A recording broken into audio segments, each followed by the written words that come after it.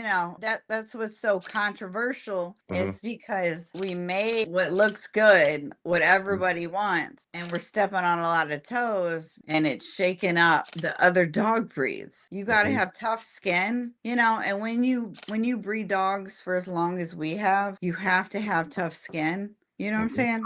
Oh, yeah. And like I used to like freak out, look at all the comments. I used to go back and forth, be a keyboard warrior. I used Hmm. to look at their pages. Like I said, I wouldn't sell to anybody that had anything that could remotely breed to my dogs.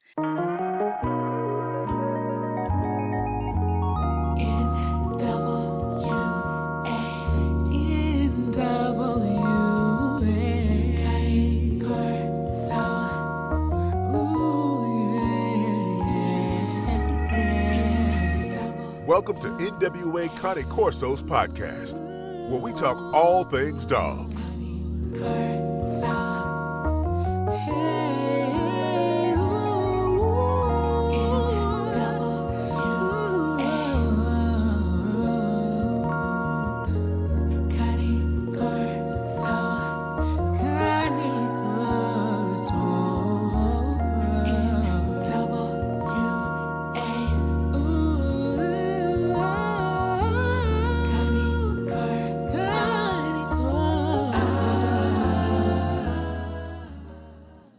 Yeah, ever Yeah. rescue Uh-huh. because in order, I'm gonna get into this later. In order to have an actual breed, you have to have a breed rescue. You have to have a breed club. You have to have a breed rescue, breed club. You have to have your own registry. Hmm. So I have purchased several domains, and I have a guy that's going to build me my program to run my own registry eventually. I have that in the works, but I got to find I have the guy to do it. I really like his programming. Okay, Yeah, let me your go back. I'm formula, sorry. whatever you give us on Okay. that. Yeah. Like that's why I said you gotta steer me because like I go on Okay. one thing and I go to another. But Okay. like, like I know the difference between a working line dog. I know what I know, and I know the difference between a good dog and a bad dog, whether a dog's going to be aggressive, whether a dog's going to be a family dog. I know I'm not going to have any dogs around my kids that are going to attack anybody, Hmm. and I don't want any dogs in my breed that are going to attack anybody. Hmm. Like my Tibetans would never until we were shaving her, but like my shoes had a smell on them that she didn't understand. Hmm. And my vet said, like, literally, she's like, she was sedated. She was out of her mind. That's why when they work with horses and work with animals, they put a cover on their face when they work with them. You know? She Right. said, so all she seen was your feet and you were shaving her. So she grabbed you. You know? Right. She didn't know who you were or what you were doing at that time because my daughter was shaving her, and I came home to see how the dog was doing, you know, Right. because, when dogs are sedated, they can't pant, you know. So I was kind of like a kind of warm day. But anyways, she's like she was sedated, whatever, whatever. So it wasn't her fault she bit me. But so I still have her on my property, but I don't breed them. I just have them as pets. I have them as protective dogs, and they're just protecting my yard, period. Right. But basically, we did some research, and every single country has their own breed of mastiffs. Okay. Now, this one on the screen, this is the breed standard here. Yeah, that's the breed standard. Okay, gotcha. So again, I could have been like, hey, let's stroke our ego, let's call it we could have named it after us, because the Hmm. Jack Russell Terrier is named after Jack Russell. Yeah. Like that's the guy's name. But like I didn't want to do that. I wanted it to make it sound official. And there's an American Mastiff, okay?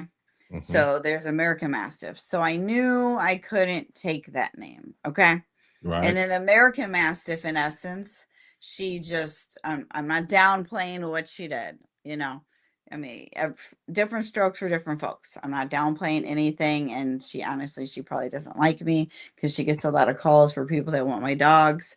And I know she does. And I know it probably irritates the crap out of her.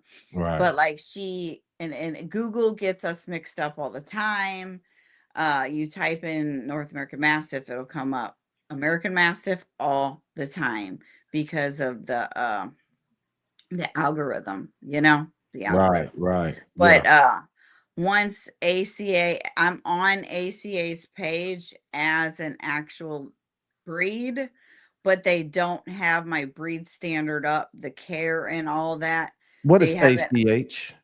ACA, American Canine Association. Okay. All right. So, like, technically I have moved up, but they haven't put the standard on the page. And I am on the page when you look up their breeds that they accept. I'm on there, but they don't have like the history and the care and all that on there yet. They just haven't put it on there. But anyways, so like every single country has their own breed of Mastiff, okay? So you have the Presa Canary Islands is the Canary Islands is the Presa Canario, okay? Yep. You got your English Mastiff, that's from England. You got your Dane. I do believe your Dane's from England as English. Yeah, I think from England as well. And I know the Neapolitan and the Cane Corso came from the same country as well. Italy. So everybody has their own Mastiff, but America, right? Like I said, I couldn't take her name, and we were going for a Mastiff of different colors. And North America is what? It's a lot of different creeds of people, Mm-hmm. a lot of different colors and nationality of people. You know what I'm saying? Yeah. It's not just Americans. It's a Right. lot of different nationalities in North America, right? Yes, it So is. that's why we did the North American Mastiff, Okay. because I couldn't step on her toes and say American Mastiff. I mean, I could have, Mm-hmm. but like I wanted to stay in my own lane, we wanted to physically stay in our own lane, and when making a breed, you can't have a variation of another breed. There's rules and guidelines that you have to go by, okay? Okay. And if you don't go by, again, back in the olden days, they said dogs had a function and a purpose and a job, okay? So when they made the barbel breed, it was a job to, protect people in wild Africa from the lions, the hyenas, whatever is going to eat their livestock, okay? Mm-hmm. So they used whatever was on the farm that was readily available to them to do that job, okay? Yep. And the same thing goes for, like I was talking about, the Tibetan Mastiffs. So the same thing goes with the Tibetan Mastiffs. So they weren't really worried about a breed standard back in them days because it was for function, okay? But now in this new day and age, it's function. It's not really function. Some people still want the working lines. I mean, the working dogs. But like people, they say they want working, but they don't really want working. And then the dogs that they want are just, they want all bark, no bite.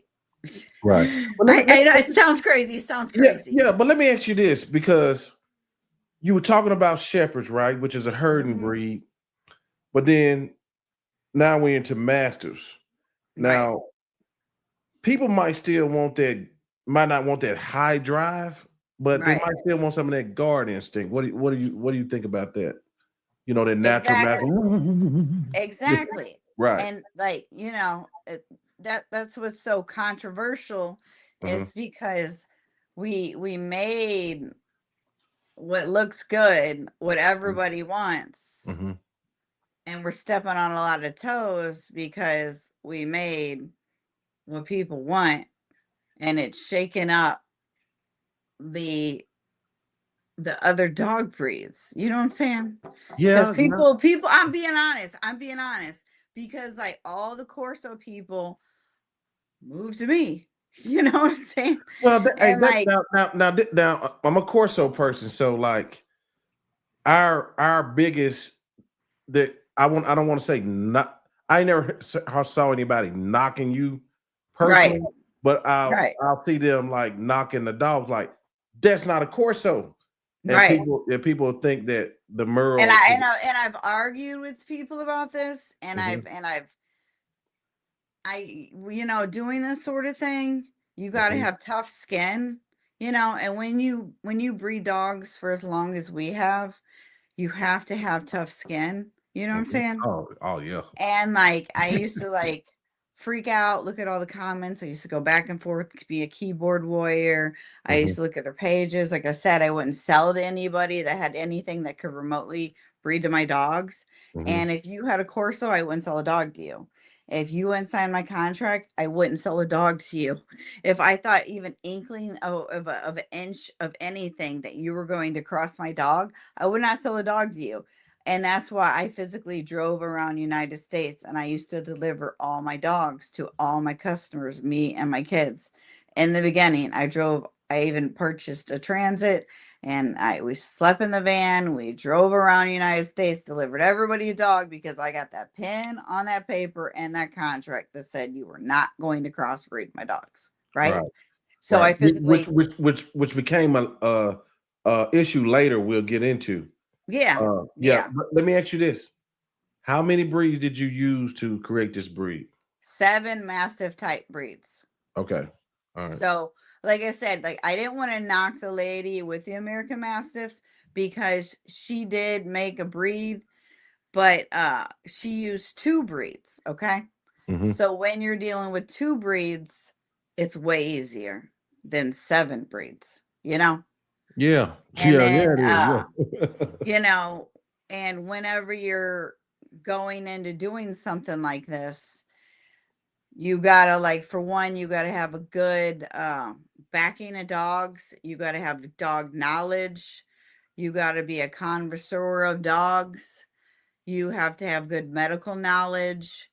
You have to have an eye for a dog. You know what I'm saying? Yeah, I know exactly what you're saying. And you have to know the difference between a reproducer. A reproducer is a dog that's just gonna reproduce puppies. Okay. Uh-huh. And again, I don't want to step on people's toes, but like it takes no knowledge for real, for real. It just takes money to purchase 2 dogs and a good veterinarian to market and get 2 good dogs, have a good veterinarian, like I said, and breed dogs, right? Anybody can do that. All right. Mhm. But to actually formulate, create a breed, go by design. You have to come up with the standard, and your Mhm. standard cannot be a variation of any other dog breeds that's out there. It's in the rules, it's in the guidelines. It cannot Right. be a Merle Corso. It cannot be a Merle Bull Terrier. Cannot be and that's why I think that's why AKC put their foot down with the Lernberger, because technically that's like a fluffy Doberman, I guess. Mhm. Mhm. I don't know. But like, they had to put their foot down. It Right. has to be, and then another thing is when you're creating your breed, you have to like you can't just jump in it and be like, "Hey, your first F1s, F2s, your first crosses. That's your breed. That's not your breed. No, That's yes. your crosses. Okay. That's your Y'all listen to crosses." what she's saying. She's talking about making a breed, Right. not composite Yeah. down in there. You know It's what I like mean? whenever you like say they did, a Chiweenie, okay? Uh-huh. So that's a variation. Yeah. It's not physically, it's like a designer Like a dog. That's Labradoodle, maybe to that yes, too, right? yes, Yeah. yes. So That's like a curly Labrador. That's right. that's a variation. That's a variation of a dog breed that's already out there. Like when you make a breed, for one, you have to have if it's made in America, okay? Hmm. You have to, it takes 40 years for them to recognize you, for them to, this is talking about AKC. Takes Right. 40 years for them to even look your way, to even pay attention to you. AKC. Okay. Yeah, AKC. So it was 15, but they changed the rules like a couple years ago. But Wow. it takes 40 years, and you have to show that it's a timeless breed, that it's something that people are going to want, not that just something that you like, and when you're said and gone, people are still going to want to breed those dogs, okay? Because when you're gone, who's going to carry on those dogs, right? And they don't want to open their stud books up to something that's not a timeless thing or breed that they're going to honestly, they're going to have to profit off of, because they're going to be putting all this legwork in, doing all of this, and you have to prove your worthiness of making a breed. So that's why they put that timestamp 40 years, is because they started letting in all these people and seeing like, well, yeah, this is a working line dog, but is everybody going to want this dog? I'm honestly, I'm being Yeah. honest. Right. Because just because you say, oh, well, I have this dog and it's beautiful and everybody's going to want it, if they ain't going to want it after you're dead and gone, what's the point of them registering the dogs? That's true, because It's no point. that'll mean they buying a dog off your marketing and mainly you and the Right. breed. Right. And so a breed that is not officially a breed unless it's recognized. Now, But the AKC, AKC. by the AKC, is Yeah. that it? Any other clubs can it I be think recognized? I think personally, because like again, ICA, like they're stepping stones, okay? So there's stepping stones. You can't just jump up to ACA. There's like, you have to like, there's baby steps, So you can't just jump up to ACA. You physically have to have a lower registry monitor your breeding and how you're breeding it and your stud books, because like I said, AKC won't even look your way. Yeah. Until you have so many generations in, right? Right. And I've actually spoke to them on numerous times, and so I know what they need, and I know the guidelines, and I know my timeline that I have, and I have 20 years in, but like, you physically, when you start your breed, you have to have all registered dogs, okay? And every single dog you use, they have to be a purebred dog, okay? And like, as they were talking about in the other podcasts, where it was function and functionality, well, now it's a new day and age. It's new rules, new regulations, because everybody jumps on the bandwagon. Everybody's like, this is the next best thing, this is what we're doing, that's what we're doing. And as Americans do, when they see something, they jump on the bandwagon and they want to ruin it, and they want to like make like a Merle Cane Corso, which I see those out there all the time. And I guarantee they're probably like paper hanging the dogs and like ICCF in the dogs, but they're saying, oh, the Merle coat just comes from some gene. It, No, it just popped out somewhere. ICCF ain't gonna let that. Ooh, they ain't gonna. But oh my God, I have seen people on Facebook, and I know you probably have too, like sell fluffy Rottweilers, Merle Rottweilers, Oh yeah. Merle, Cane Corso, and like I said in the beginning of this, in the beginning when we started, like we stepped on a lot of people's toes, because people were like, "Well, what kind of dog is it?" And they'd be like, "Oh, it's a Merle Corso," or they'd be like, "Oh, it's this," or "Oh, it's this that," and I would be upset because and I would I would get online with them keyboard warriors back and forth, and I would say like, Why wouldn't you say what it was? It's a Right. North American Mastiff. Call Right. a spade a spade. Like we Yeah. put this work in, we put this time in. It's North American Mastiff. North Right. American Mastiff. Because people Bang do it in do their that a head. lot. They still do it today.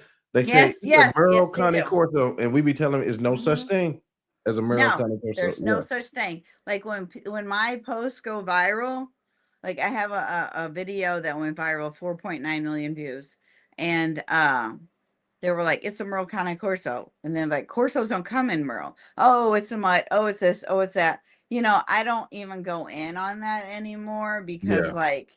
You need to educate yourself about the breed because there's no such thing Mhm. as a Merle Cane Corso. Mhm. That's not the breed. And when people end up explaining that, and Mhm. then you have people saying, "Oh, it's just like an XL bully." No, it's not because we use 7 different Mastiff type breeds, okay? Right. So, no pit bulls, no terriers of any manner went into these dogs. No pit bulls. And then another thing I hear is, oh, well, it's just a band dog. No, it's not a band dog. Because when you have a purpose and you're creating a breed, there's rules and guidelines nowadays. It's not like the olden days. It's not like when they made the barbel. The barbel is like, and when you go into looking at AKC and you go into looking at what is accepted and what's not accepted, there's a lot of breeds today that is like accepted, but it's not officially accepted by the AKC. Like the Jack Russell Terrier, you can get papers on it, but it's not physically totally accepted. You talking about the foundation stock program, Yes, the FSS? foundation stock. Mm-hmm. Foundation stock. That's what the alibi's in right now. And I think Yes, the yes. presser is trying to come up out of it. I think the presser is getting close to coming up out of it. Yeah, Yeah. exactly. Uh-huh. And then the American Bulldogs is still in the foundation stock. And because you got to have a consistent look, a Right. consistent type. And I think the How many reasoning is generations does it need to be in with no dogs added? How many generations before right now we're in our 8th generation. 8th generation? Okay. Yeah, we're in our 8th generation. And you got to have at least, okay, well, everybody knows this. It takes 4 generations to create a line of dogs, a Mhm. line, okay? Yeah. So when we went into breeding these dogs, takes 4 generations, okay? Mhm. And what people need to understand is 4 generations is not 4 litters, okay? Yeah. And when you're creating a generation, okay? So your generation is whoever the youngest of that dog when you make that breeding. So let's say you have a 2nd generation male and you have an 8th generation female. Those puppies are 3rd generation pups. Mhm. You know what I'm saying? Mhm. It Mhm. wouldn't be my 9th generation Right. because you go with your lower generation dog and move up. Okay. Yeah. So anytime you got to reach back into your genetic gene pool, which like that's why, again, I don't want you jumping all around, but that's No, why no. when you got to jump back into your gene pool, because when you have, I'm jumping all around, No, but you're like doing good. Yeah, I'm getting ahead of myself. Oh, okay. Like there's rules because there's rules and you got to go by the rules. And if you don't go by the rules, then you're not going to get to the top. And that's, it's just about anything, anything in life. If you don't follow the rules, then you're not going to make it all the way. So I don't know if that's why these other people haven't moved their breeds forward Right. because they're not following the rules. I don't know what the reasoning is or if it's not as timeless of a breed, as I was saying, something that people want, why they're not pushing their breed forward, such as the Canis Panther and stuff like that. I Right. don't know what their reasoning is, but like I know what my reasoning is because like I started from the bottom. Now we're here, Yeah. like I knew the rules. I knew the research, You knew the you paperwork. You know. knew the proper Right, procedures. right, Yeah. right. Yeah. So the first dogs me and my husband bred, we had to raise those litters, and we couldn't even register those dogs because those were our first crosses. You know what I'm saying?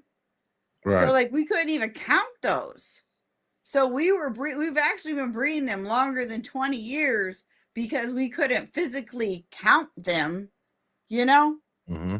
So we could only count certain ones. So we've been actually breeding longer, but like I just say, since my son's been born, because like that's when we first officially started registering the litters, you know. That's when it was official because we still had to purchase those dogs. We still had to make those official crosses. And then when you make your official crosses, you have to have the front, back, and side and video of every single dog you've used, okay? Right. And then you have to have the the dog has to be registered. They prefer it to be registered if you used it in your name, you own the dog. It's kind of okay if you use someone else's dog, but they really don't like that. You know what I'm saying? Mm-hmm. So that was one of the reasons why I could incorporate one of the breedings, is because I used that dog and I didn't own that dog in person, you Mm-hmm. know. I did have video front back side of that dog, but then again, when like I said, when you're creating a breed, you don't want to use anybody's dogs because then they're going to say, "Oh, my dog made your dog," right? Oh, yeah, yeah. So like I had to take that dog out because I didn't want them to say that they made my dogs. They will You say know? that. Yeah, they Yeah, will yeah, say they that. would. Yeah, they would. Yeah, they would. Uh, Yes, they I, would. I'm, But I'm, like, yeah. I mean, I- I'm not trying to step on no toes when I'm being realistic but here. I know you've been through some things with this dog. Yeah, Yeah, yeah. yeah. So So, like every single dog you use had to be pedigreed by a recognized registry. Okay, when I say recognized, it can't be like, oh, this is a random registry that somebody made. It has to be like ICCF, has to be AKC, ACA, a recognized breed. And if you imported any dogs, okay, it had to be accepted by that import, had to be accepted by the AKC as well, you know? So mm-hmm. you couldn't just get like a random dog that just had random papers, and like we're going to get into this later about paper hanging, but like you couldn't just get a random dog with some random papers and just say it is this, but it's really not that, and then just breed the dogs and give a front, back, and side, you know. So one thing that I want to be clear about that Mhm. you've mentioned, you said it several times, but I want to be clear about. It's not officially whatever dogs y'all saying out here that you're making as breeds. It's not official unless it's recognized. It's a no. I feel like, to me, I feel in my heart that you have to be recognized by the ACA because Uh-huh. that's your first foundational, because AKC's not going to look at you unless you're maintaining a database of all Hmm. the dogs and somebody's checking you. You know what I'm saying? Right. Making sure Right. you breed responsibly, Right. making sure you're doing the right thing, making sure you're registering so many litters of dogs. You are, you have this dog bro with that dog and you're doing it ethically. They have to be able to maintain, you have to have an actual official entity that they recognize, that they can work with, to say, oh, Desiree Coleman's been doing this breed for 40 years. Okay. Hmm. So do you have knowledge? Do you have at least X generations of you registering her puppies and registering her litters for this many years? And she has how many litters out there? how many breeders are breeding her dogs, how many dogs does she have in other countries. You get what I'm saying? Yeah, great documentation. Give your dog the best start possible. We offer proven tools, products, and supplements backed by our real world experience and our passion for healthy dogs.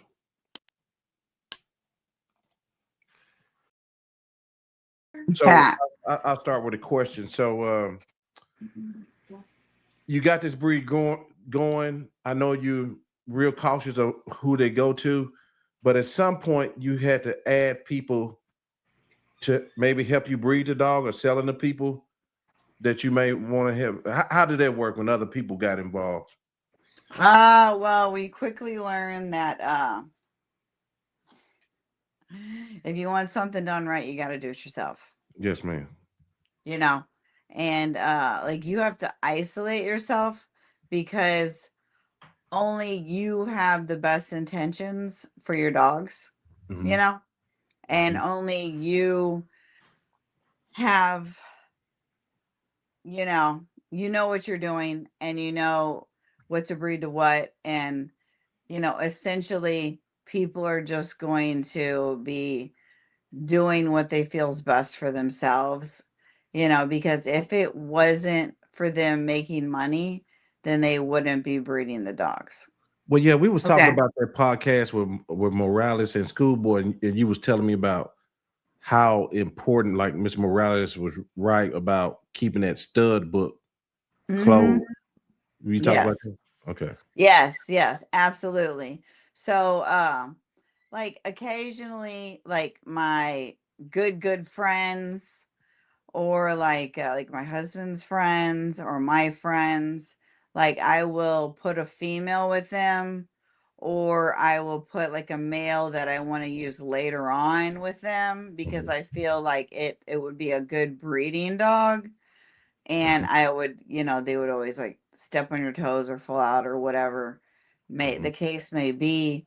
And so I just quickly learned that, and with other people, you know, and this is where when you learn about the embarks and stuff like that, we know what we used in those dogs to, uh-huh, because I have front bag pictures. I have videotape of the breedings of every breeding I've did. I have documentation of the dates and everything that we did. And ICA, it's International Canine Association. mhm, So they're like maintaining all my books and everything I'm doing right now. So I have to have 4 generations on the mother and father's side of my breeding. Dogs I didn't purchase, dogs that I have physically bred that are mine. Those dogs can move up to ACA. Okay. So those dogs can move up to ACA. And ACA is considered purebred dog status. ACA, like, they don't recognize Chiweenies, you know? mhm. They don't recognize that stuff. Right. You have to physically you have to prove your breed, with them, where you have to have consistent look, consistent type. You have to show them so many dogs, and they have to actually vote. They vote to see like if it's something that everybody's gonna want, you know? Mhm, Like they have to go in front of a board, and they have to take a vote. mhm, And so they're, like I said, that's why I've been exporting dogs to other countries. Like I have like roughly probably like 15 dogs in Thailand, and I got probably like 8 in United Kingdom, 8 or more. And I have one in Australia. I have one in Brazil. I was trying to get another one to Brazil, and they want me to send it into China, but we can't get them into China for some reason. mhm. Like we can fly them close to China, but they gotta like drive them there. But Right. that's another, conversation itself. But like basically you and your breed has to be timeless, and you have to have not only dogs in America, you have to prove it worthy. So that's why I had right now I have 1, 2, 3, 4 dogs in Barbados. Okay. Okay. Wow. Okay. And then can I have I think like 6 dogs in Canada. Okay. I Okay. gotta count. Don't quote Okay. me on that. Y'all But got them everywhere. Yeah. don't quote me on that, because like not only am I sending them into Canada, other people are sending them in Canada, and then another person sent some to Hawaii. Your Caribbean islands are harder to get dogs into, and Mhm. it's not like I don't physically want to do it. I Right. can do it, but to me, if you're not furthering the breed, if you're not going to get a male and a male and a female, it costs a lot of money to import a Mhm. dog, Mhm. and it takes a lot of time for me to export a dog. Right. So I have to hold the dog physically for 5 months plus, because you got to do 12 weeks and the rabies, and it's 30-day wait after rabies, and the teeter testing for certain countries, especially for the Caribbean islands. Right. So you have to prove your worthiness to me, if you're going to get my dogs in other countries, that you're going to further the breed for me in Okay. order to send it over there. I mean, I can and I will. I did just send one to United Kingdom, and like about a month ago, and I did that because she has another dog for me. Mhm. So I was like, okay, here's a male to go with your female. And I mean, that was a very successful. So I know like she's going to do the right thing, Right. and, people, in China, they're not going to do the right thing. And then the people in Thailand, I've sent, um, they've, I thought they were on the straight and narrow, because I sent a pair, and then he split them up, and then he bred his with the male to everything and anything. And then Mm. I sent another guy like 6 dogs, because he kept buying dogs. And I thought he was going to do the right thing. And he was doing the right thing for a minute. And then I seen he went off and Did did it all. some like some crazy things, Okay. you So know. so you Desiree, you and Percy are the mother and the father of this breed. Yes. And We're the founders of the breed. yeah, so and that's like having a living trademark. Right. Um And when it is trademarked. right. So when these people are changing your blueprint, um what how much can you do? Is it a breed club? How much say do you got over the are just people just doing what they want to do without checking with you, hanging papers and stuff to make it work or what? Well, the dogs that I sell, Mhm. I physically have a contract that says Mhm. that. Mhm. And they before I give them the dog, I have them sign off on that, because people need to understand that when making any type of dog, you need to look in on their pedigree, and you need to see like how many times this dog, how many times that dog, and real people that know anything about dogs and know about breeding dogs. Because like with the shepherds, like I had a dog that was like 3 times this particular dog. Yeah, I know, but What's up, Percy? yeah, here he goes.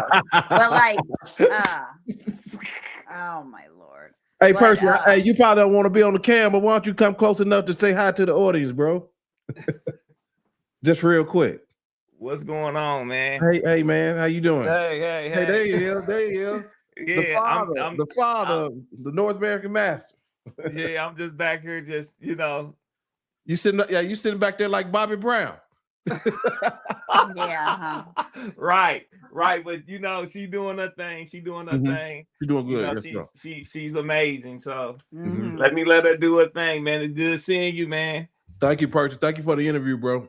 Yes, sir. Yes, sir. Mhm. Okay. but so basically, yeah, now you threw me off. So we was talking about people taking y'all blueprint, doing Right. whatever they want. But something you told me. You got to pay attention to the lines, and you got to pay attention to how many dogs you have, because when you, like, let's say you have a dog that's 3 times this, 4 times this, whatever, okay? Mhm. So when you breed a dog, you're breeding those bad traits in 3 times and those Mhm. good traits in 4 times, or whatever the times it is, okay? Mhm. So, like, let's say you have a dog that's physically dog aggressive, Mhm. right? But it had allergies, Mhm. but it was great with kids, you know? So, like, pick your battles, Yeah, give and you take. know? Yeah. Yeah. Yeah, you're not going to just lock in just on the good things. You're going to get the good and the bad. And Mhm. that's where I come in, because I know the lines of the dogs. Like when we started, like I said, you have rules and regulations. You have to have rules and regulations. So ultimately, if you can't go all the way up to the top, right? And the top is an international registry. The Mhm. international registry is what? FCI. Mhm. And that's what everybody goes to, is FCI. So if your breed can't go up to FCI, and that's taking it a step further, and that's what people don't understand.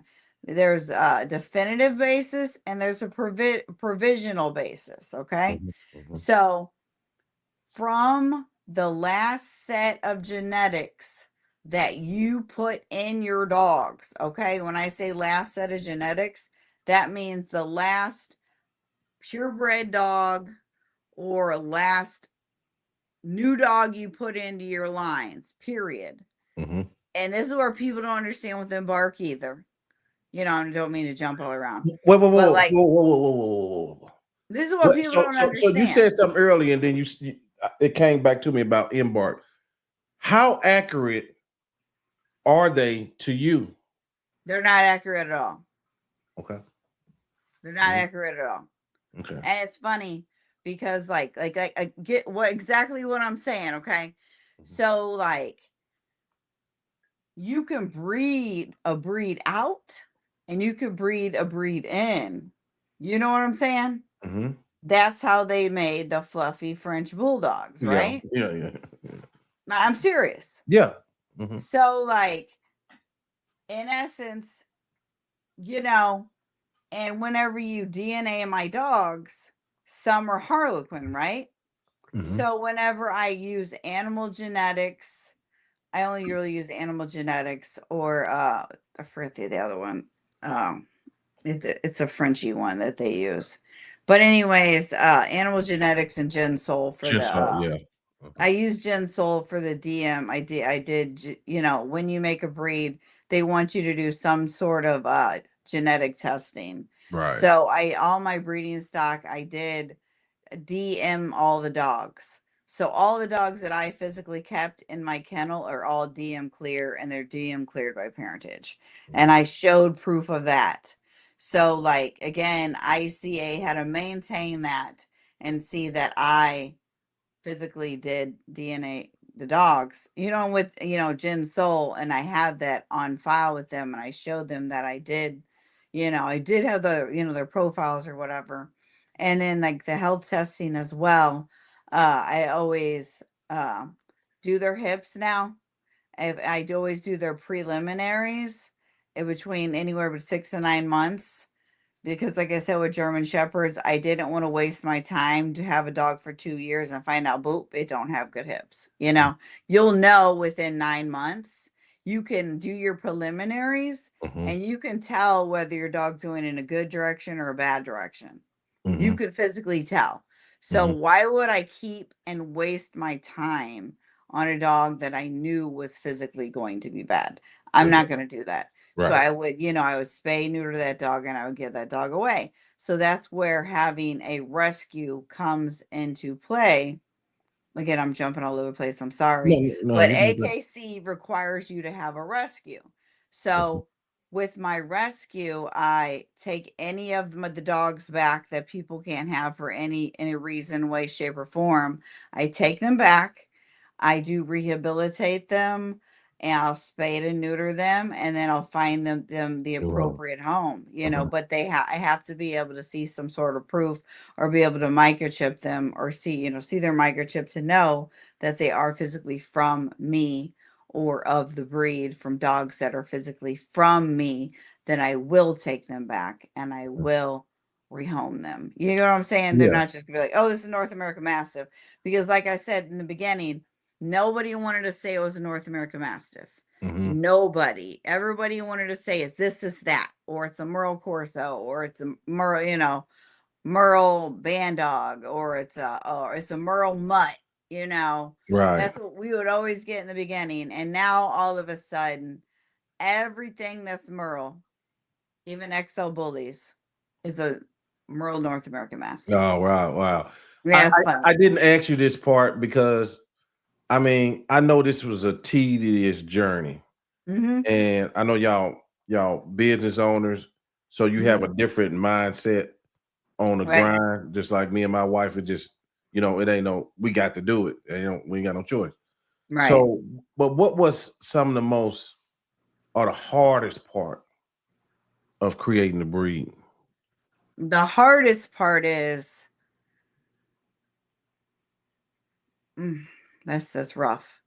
Being Okay. let down, being let Yeah. down by so many people.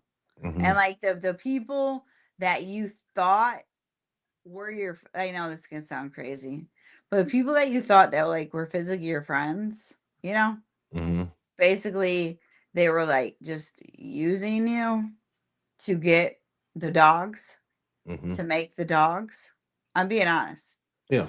And step on your toes, because they'll say anything.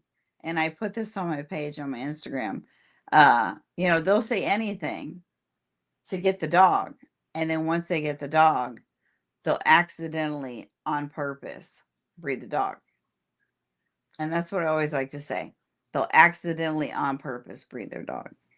Hmm. You know, oh, I didn't mean for my Corso to get to the dog. Or, oh, Mm. I didn't mean for my English Mastiff to do this. Or, Yeah. oh, my kids didn't know the dog was in heat.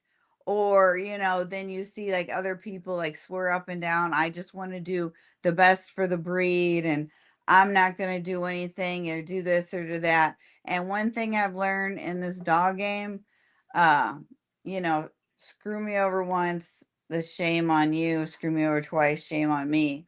And a snake only sheds a skin to become a bigger snake. You know? Yeah. They're not gonna And, change. and I let people back in, and then they just disappoint you again. And then again, it's like you have people like the other podcast people saying, oh, well, you need to add other stuff into the gene pool because you need to like perfect the lines, and you need to do this, this, and this.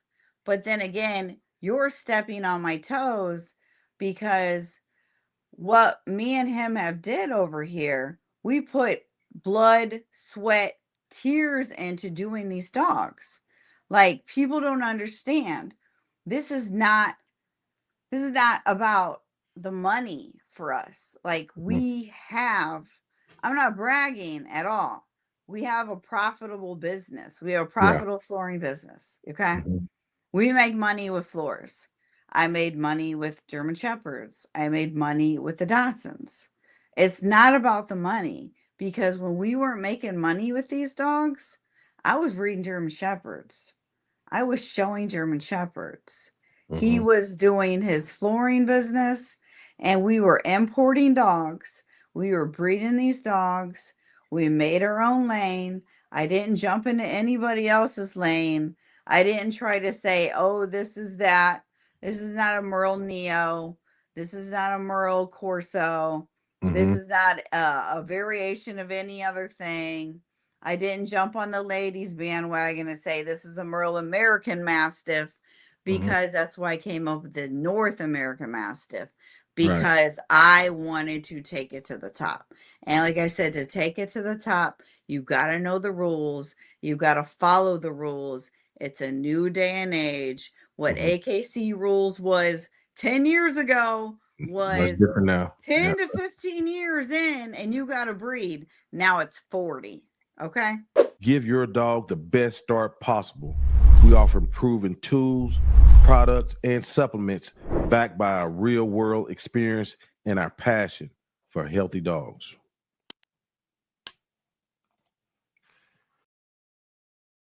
So you mentioned some other podcasts. I know I had some podcasts on some pure breed talk and some composite talk, and everybody was talking about it. Now, you have been through the process of from the ground up. Right. Now, this is I just want your opinion on this. Mm-hmm. Now, you hear we got whether it be German shepherds, whether it be Dobermans, Mm-hmm. whether it be anything. Like you got Right. the Doberman is suffering from 7 years life expectancy. Americans. Americans, okay. So do you Americans. believe that you have to bring in a whole nother No. breed to outcross to fix a breed, or use the whole genetic pool that you have within No. the breed? What? Okay, No. talk to me. Like the Morales dude said, you need isolation. Mm-hmm. And then what do you think they did with the Tibetan Mastiffs? As I said with the Tibetan Mastiffs, when everybody ruined it, because of you have sellers, people that sell dogs, you have dogs, people that know how to marketing, the good marketers, you have people that are marketers, right? Yeah. Then you have breeders. Then you Yeah. have people that can breed dogs, but they stick to a standard and they have moral ethics. You know what I'm saying? Yes. But then you have people that physically go a step further and try to create their own breed and they try to follow the rules. Okay. Those breeders evolved from being a breeder. Okay. They evolved. Okay. And it's like when you're an artist or a musician, you get better with time. Okay. So you want a challenge. All right. So, like when we came together and we made our first crosses, and he was like, "Oh man, this is a beautiful dog. This is a good kid friendly dog. This, and that." And like I was still doing the Dachshunds. Like I said, we were profitable. We had a flooring business. You know, I was still doing the fun dogs. I don't like to let go of things. And that's where being a breeder, you have to know when to hold them, know when to fold them, know when to cut your losses and expel that dog out of your program because they're not producing well. Just because you're making puppies doesn't mean anything. That means you're making money. It's about the money for you. And there's a Right. difference between a reproducing dog and a producing dog. A producing dog will produce a dog like himself or better. Okay. They're not a one hit wonder. Yeah. And that's the reasoning why we are so successful again, because my husband can be able to look at a dog and say, "Hey, look at the face type. This is what we want." He's able to look at the dog and be like, "Hey, this is the body type we want. This is what we want to go with." Right. Me being a woman, I'll be like, "Oh, I love the dog." I'm not going to lie. Yeah. I'll get It's attached to the cute. Yeah. dog. Yeah. I'll get attached to the dog and I won't want to let it go. Like I didn't want to let go of the Dachshunds, but I knew that doing this, and having the Shepherds and having the Dachshunds, that I needed to be respected for one, because people would come out and see the Shepherds and be like, "You guys have Mastiffs, you have Dachshunds," So I get, I rehomed all the Dachshunds first, but then, when he's like, "We need to get rid of the Shepherds and we need to start doing this full time," So Mhm. when we started doing our first crosses, like I said, I'm the world's biggest hater, and I always try to like challenge him. And, Mhm. I mean, it's just in me, Yeah. I don't know. It's just in me Yeah. just to drive him a little bit like, Right. yeah, I don't know what to say. We need our wives to Okay, push you it. made a dog. I Mhm. said, now let's see you make that dog in a Merle, right? Mhm. And then he was like, well, as everybody knows, it's easy to breed colors in, okay? Mhm. But like it's hard to gain the head type, you know? It's easy to shrink a dog's head down. It's easy, you know? Mhm. Like with anybody that puts in with the when they put in the pit bulls and the XL bullies, right? What Mhm. happens? Their heads get smaller. Mhm. When they start line breeding and inbreeding, their eyes get closer and closer and closer, and people don't understand this. Only real dog people know this. Mhm. So that's why you see certain dogs, their eyes are really close because they're too tight bred, right? Mhm. So as a breeder, you know these things, and and you look at your lines, and you look at like, okay, this dog's 3 times this, 4 times this. This dog was good with kids, but they were rough on other dogs. You know what I'm saying? Like You're they looking were at dog everything. aggressive. Yeah. Yeah, they were dog aggressive. Uh-huh. So like when you have it, like some dogs are just naturally dog aggressive, and it's like pack mentality, and then other dogs you just don't like other dogs. So like, for everything we put into the pot, you just had to keep stirring that pot, picking the correct ones, picking the correct ones back. Every single cross you made, I'd always keep back a male and a female, a male and a female, a male and a female. Now, if they didn't work out, then I would spay, neuter them, and rehome them via my rescue. You know what I'm saying? Mhm. And then when I would keep back so many females that, you know, I couldn't no longer use that male on any dogs I had in my kennel, Mhm. I take my dog to the vet, and I have semen stored up in a stud bank right now that I Mhm. can pull that semen anytime I need, you Right. know? Right. And then some of the dogs I did rehome with my friend intact. Some of them I didn't. Some of the dogs I placed with people intact, but few and far between. Few and far between. Mhm. Because you trust and you value people, and you think they're going to do right, and they're going to do right by your dogs. And then, like I said, them embarks, they're not correct, because I've had stuff like, again, my dogs will not have their own genetic marker, which means they won't have their own gene code. Okay. Mhm. 15 years from the last dog I imported. I mean, I imported into the breed. Okay. The last purebred dog I put into my dog breed was named Samson. Okay. Yeah. So from Samson, 15 years plus. Okay. When they DNA that dog, and that's why I'm working with animal genetics. So I'm starting to get DNA profiles of every single dog I have. Mhm. And that's what people don't understand. You have to have a DNA profile of every dog on file, also. You Right. know, Yeah. like it's not showing your dog breed, but it's basically saying this is your DNA profile. Okay.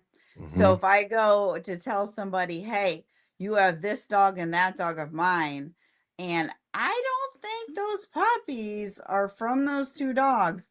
Physically, I can make them. Well, you really can't make them, but like I can suggest them to give me their DNA from that dog's, and I can prove parentage Oh, with yeah, that you can. You genetic can check code. it. You With the okay, genetic code. we going into something else right now. It's a Okay. step further. It's a step further. So Right. people don't understand. It's not like we just put together these dogs and we don't know the rules and guidelines, and I don't understand what I'm doing. It's the point of that 15 years from Samson's offspring, okay? 4 generations from Samson won't be counted. 4 generations. You get Wow. where I'm going with Yeah, this? yeah. And each different, and FCI says you have to start with at least 2 totally unrelated males. 2 totally unrelated males you have to start with. And 8 totally unrelated females. Totally unrelated females. Now, it doesn't say different breeds, doesn't say anything like that. It just means they cannot be related. Okay. So anybody that knows anything about anything, mixing all that in there is what going to get a scatterbred dog, right? That's right. Yeah. So scatterbred dogs mean you're not going to have a consistent look, Yeah. a consistent type. And that's why when people are like the COI efficiency, only with isolation and line breeding your dogs, you're going to get a consistent look, you're going to get a consistent type, and you have to know what you're doing. Okay. So if you just grab a dog from this person and you grab a dog from that person, it's not going to work. And I've learned this from the Thailand people, and I knew this from the Thailand people. Then I told them this, and you can go online right now on YouTube because because I sold a lot of dogs over there, and they took Cowboy to the Concept Dog Show. The Concept Dog Show, and then they registered them with the Pitbull Thai Dog Kennel Club, right? And the Concept Dog Show was where they showed their dogs, and he studied anything and everything, everything. Okay, so I have dogs that are crossbred with North American Mastiffs in Malaysia, in Asia, in Thailand. Probably in China. I guarantee some dogs went into China too, because I physically heard them say, North American Mastiff was in their dog, Cowboy, Cowboy. And I'm like, oh my God. Because, just going on YouTube, we watch a lot of YouTube. And I was like, that dog looks like a cowboy offspring. And I know I just do my research. So, I followed all the people that had my dogs, and every time they made a breeding, I followed that dog. Okay.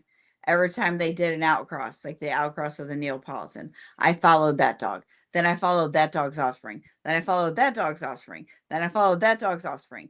And then, but whenever they opened him up to the concept show, everybody and anybody got a semen. And his name was Monsterpiece Cowboy. He's on my YouTube channel.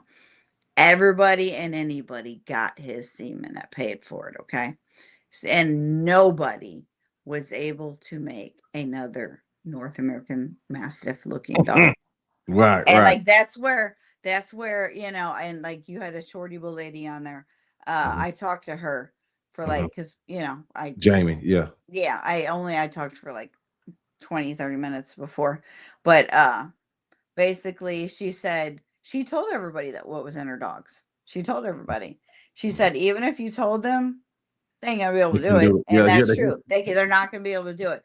You have to have the same exact dogs with the same exact genes, the same exact type, the same exact temperament. Everything has to be the same. Okay. Because just like your Corso doesn't look like this person's Corsos. That's right.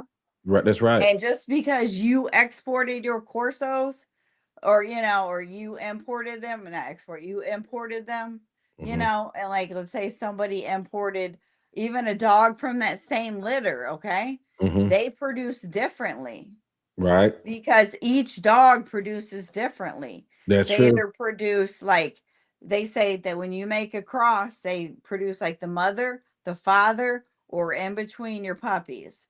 Then they can snatch back from an aunt and uncle, or further up, the great grandparents or the parents. When you breed a dog, you don't know where it's going to snatch back from. Right. That's why from Desiree, trial and error.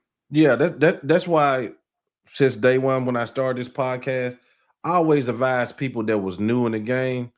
Like, for instance, if I was going to get in a dog you have, I would probably buy a female from you, right? Right. and then I wouldn't go looking for somebody else. I'm coming Well, right back to you. the realistic version, Uh-huh. you know, I'm not gonna lie, you can look on my YouTube. I had Frenchies. Mm-hmm. Realistic version is what I should have did is I should have just bought a female and Mm-hmm. just studded, you know, got a stud from somebody. Right. But I Like, went in, like I said, the marketing mhm. and the marketing of people and the marketing of all this stuff is if you can market a dog, you can market all day long and sell somebody a dream. And Right. then when that dream can become a nightmare. Right. Like, I'm serious. That Yeah. dream can become a nightmare. Well, And that's that's true. where the PUI people out here with North American Mastiffs selling people a dream that they're going to get a dog that essentially is going to have my health, look, you know, temperament and type, but it doesn't, because they're either getting pup bag deals and they're selling the dogs as North American Mastiffs, they're paper hanging dogs, Okay. and they're selling them as North American Mastiffs. That's what I was going to ask. Yeah. Or like I was getting into, I'm sorry, don't mean to be jumping around, Right, but it's right. like, I'm just like an encyclopedia book of dog knowledge. And like I said, I just do a lot of research and Right. I just know a lot of things. Step into the realm of canine wisdom with our podcast, NWA Cane Corso, where we interview dog men and women from around the globe. Discover their talents and insights on breeding, training, nutrition, and the rich history of dogs. Tune in to the most underrated yet influential dog podcast on social media. Your journey into the dog world starts here.